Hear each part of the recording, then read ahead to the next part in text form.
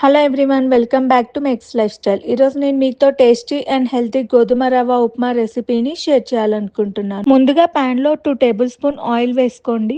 ఆ తర్వాత పోపు వేసుకొని ఒకటి కట్ చేసుకున్న ఆనియన్ వేయండి.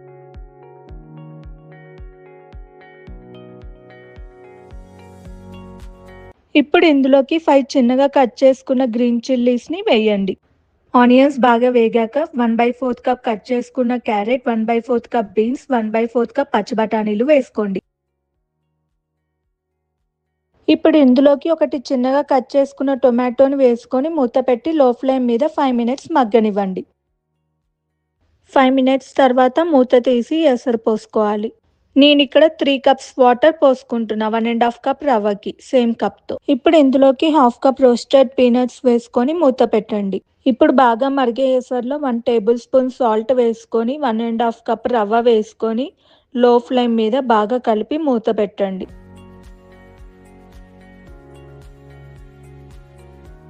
5 మినిట్స్ తర్వాత మళ్ళీ ఒక్కసారి కలుపుకోండి అడుగంటకుండా. అంతే, టేస్టీ అండ్ హెల్దీ గోధుమ రవ్వ upma ready.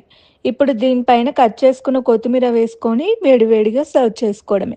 If you like this video, please like, share and subscribe. Don't forget to click on bell icon for notifications. చాలా మంది వీడియోస్ చూస్తున్నారు కానీ సబ్స్క్రైబ్ చేసుకోవట్లేదు. ప్లీజ్ సబ్స్క్రైబ్ చేసుకోండి కదా.